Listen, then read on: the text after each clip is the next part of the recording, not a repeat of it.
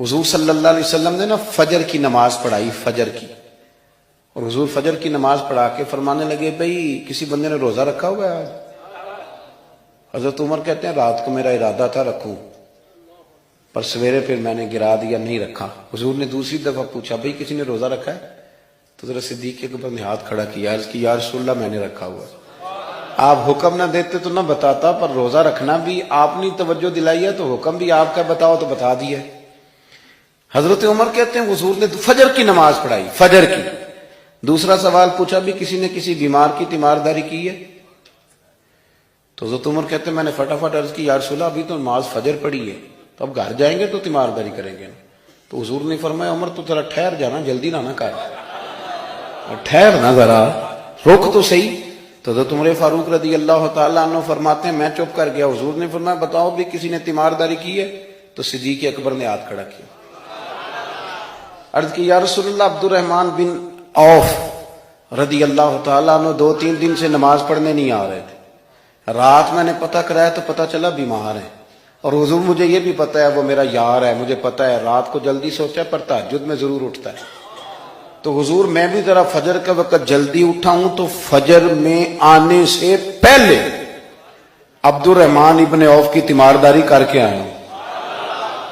حضرت عمر کہتے ہیں میں نہ ہلکا ہلکا ڈھیلا پڑ گیا۔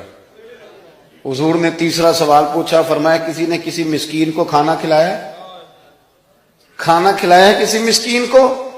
حضرت سیدنا عمر فاروق کہتے ہیں میں نے پھر عرض کی، میں نے کہا یا رسول اللہ ابھی تو فجر پڑی ہے، گھر جائیں گے کوئی چیز لیں گے تو کھانا کھلائیں گے۔ تو حضور پھر مسکرائے، فرمایا عمر تو ذرا ٹھہر نہیں جاتا، ذرا ٹھہر نہ، ذرا نظارہ تو کرنا، گویا یہ شان صدیق اکبر کا جلسہ ہو رہا، ذرا ٹھہرنا۔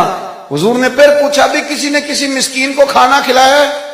تو حضرت عمر کہتے ہیں لوگ سارے دائیں بائیں دیکھ رہے تھے اور میں چپ کے ابو بکر کو دیکھ رہا تھا، کہ مجھے پتا تھا کہ بولنا اسی نہیں ہے، اور دل میرا کر رہا تھا کہ کہہ دوں دیو جناب جواب، دل میرا کر رہا تھا۔ وہ سمجھ گئے تھے کہ سونا راضی کن کاموں میں ہو، بس یہ نقطہ انہوں نے پا لیا تھا۔ حضور نے فرمایا بتاؤ کسی مسکین کو روٹی کھلائی ہے؟ تو جناب سیدنا صدیق اکبر نے ہاتھ کھڑا کیا، عرض کی یا رسول اللہ سویرے اٹھا ہوں تو چھوٹا بیٹا بھی اٹھ گیا تھا، اور میرے وضو کرتے سنت پڑھتے ماں سے کہنے لگا بھوک لگ رہی ہے، تو ماں نے 2 روٹیاں بھی پکا دی۔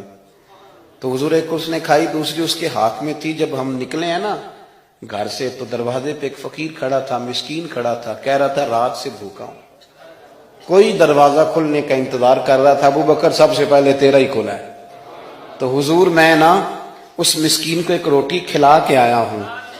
حضرت عمر فاروق کہتے ہیں میں نے گردن جھکا لی، اور میرے رسول کریم نے فرمایا اے اللہ میرے ابو بکر پہ رحم فرما، اللہ میرے ابو بکر۔ وہ سمجھ گئے تھے، مزاج شناست سمجھ آ گئی تھی کہ حضور کن باتوں میں، اور نا اپنے اوپر وہ سارا کچھ طاری کر لیا تھا انہوں نے، طاری، ان کی ادائیں بالکل ڈھل گئی تھی نبی پاک کی اداؤں۔ 3 دن وہ غار ثور میں رہے تو ہمارے صوفیاء فرماتے ہیں کہ ان پر تجلیاں بھی پڑی محبوب کی معرفت کی۔ جب مدینے آئے نا نبی کریم کو لے کے، تو کچھ لوگوں نے حضور کی زیارت کی تھی، کچھ نے نہیں کی تھی، تو کچھ آتے تو نبی پاک کی دستبوسی کر کے بیٹھ جاتے، حضرت ابو بکر سے ہاتھ نہ ملاتے، اور کچھ صرف حضرت ابو بکر سے ہاتھ ملاتے اور حضور سے ہاتھ ہی نہ ملاتے۔ میری بات پہ توجہ ہے آپ حضرات کی؟ تو کچھ لوگوں کو نا شبہ ہونے لگا، وہ معاذ اللہ سمجھنے لگے کہ شاید یہی اللہ کے رسول ہے۔ حضرت صدیق اکبر یہ کیوں شبہ ہوا؟ تو ہمارے محدثین فرماتے ہیں کہ ابو بکر صدیق بولتے بھی اس طرح تھے جو میرے نبی پاک کا طریقہ، بیٹھتے بھی اس طرح تھے جو رسول پاک کا طریقہ۔ کہتے ہیں انہوں نے امامہ باندھا ہوا تھا تو جو امامے کا پیچ حضور کا ڈھیلا رہ گیا تھا ان کا بھی ڈھیلا رہ گیا تھا، اس طرح اپنے آپ کو مزاج میں ڈھالا تھا، تو من شدی من تو شدم، میں اس طرح ڈھالا تھا مزاج میں، اس طرح کہ کوئی فرق ہی نہیں نظر آتا تھا۔ وہ کہتے ہیں جب حضرت ابو بکر صدیق نے دیکھا نا کہ لوگوں کو تو شک ہو رہا ہے، کوئی میرے ساتھ ہاتھ ملا کے بیٹھ جاتے، تو حضرت صدیق اکبر نے کہا کوئی ایسا کام کرنا چاہیے کہ پتہ چلے آقا کون ہے غلام کون ہے۔